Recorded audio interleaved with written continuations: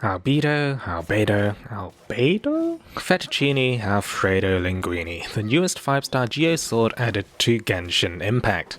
And the one thing I hate about him is that he shows that miHoYo actually knows how to design a decent kit for a Geo character. Albedo occupies a sub-DPS role in the overall roster, taking a second to plant his solar isotoma on a field before dipping and letting your main DPS get to work. Let's get straight to it with Linguini's normal attacks. There's not really much to note about them. The damage scaling is around Chi-Chi's level, and his charged attacks hit the weakest out of the 5-star sword roster. This isn't really an issue though, as most of Albedo's damage potential lies elsewhere in his kit. Lasagna's skill is Abiogenesis Solar Isotoma. Albedo creates a solar isotoma, dealing 130% geo damage on appearance and generating a field around it. When enemies take damage in this field, it generates transient blossoms, which deal additional damage equal to 133% of Albedo's defense, up to every 2 seconds. Standing on the small flower-like construct will create a rising platform. This is kinda useful for exploration, and with a bit of fiddling it also has some limited combat applications. Lifting yourself up can allow you to hit Ruin Guard weak spots with melee characters, or extend Klee's attack range.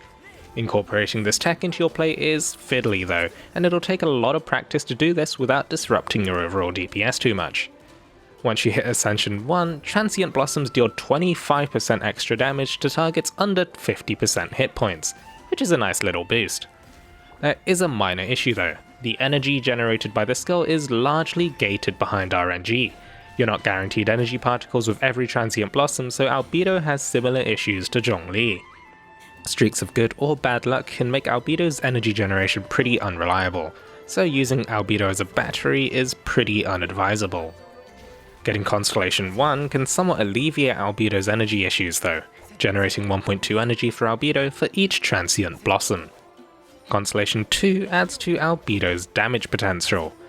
Transient Blossoms grant Spaghetti the Fatal Reckoning buff, increasing his damage by 30% of his defense for 30 seconds, stacking up to 4 times.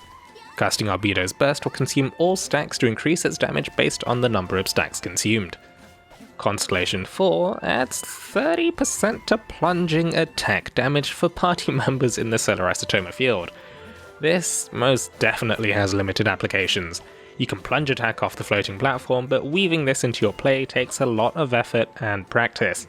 This might contribute a bit more if a bounty enemy is weak to plunging attacks, but definitely not a reason to pull for C for Albedo.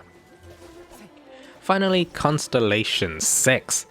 Sweet baby Jesus, that's a lot of constellations revolving around a single skill. Party members in the Solar Isotoma field with a Crystallized Shield gain 17% extra damage. This is a pretty nice buff. It's got slight Retracing Belied vibes, but it's for all damage, not just normal attacks. Overall, this skill makes up the bulk of Fusilli's DPS contribution to a team. The field is comfortably big, which is another plus compared to Zhongli. With proper positioning, it's pretty hard for enemies to leave this field unless you're just pummeling the same guy over and over in the same direction. There's some minor issues with timing though, if you want to maximize DPS. Since there's a 2-second activation cooldown, unless you're perfectly hitting every 2 seconds with something like Fischl or Zhongli skills, you might lose out on a bit of damage from slower transient bloom ticks. The Isotoma also counts as a Geo construct, so standard restrictions like the 3 construct limit apply, but you also get the benefit of resonance with Zhongli.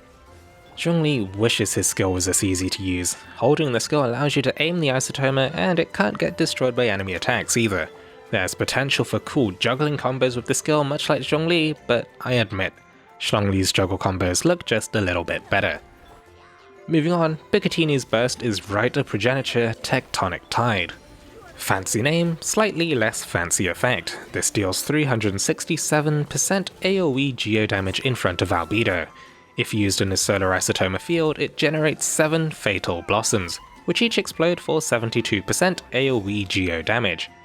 This is decent AoE damage with a low energy cost of 40 and a cooldown of 12 seconds.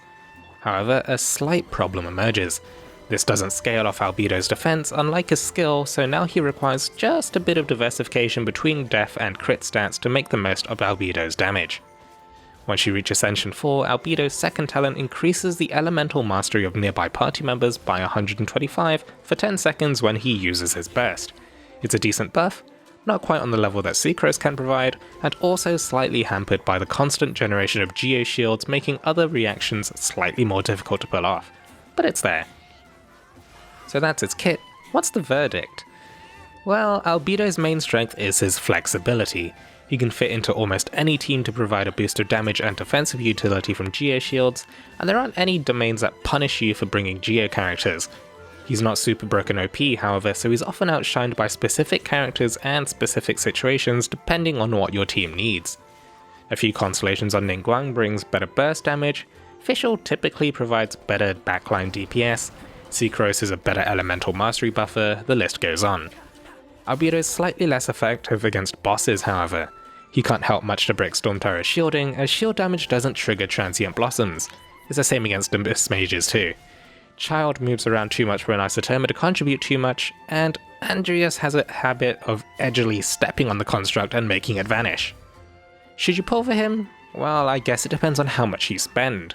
Free-to-play players are better off waiting for the release of a super broken OP 5-star to make their pulls worth it, but otherwise it's all gonna be for fluff reasons. You might even be better off waiting for something like Venti to return, for example, because Venti is exceedingly good at his job. Albedo's not cutting edge, but he's balanced and plays well, and that bodes well for the future of the game too, as it shows that miHoYo isn't quite jumping on the power creep train just yet. As always, thank you very much for watching until the end. Take it easy, stay safe, and I'll catch you in the next video.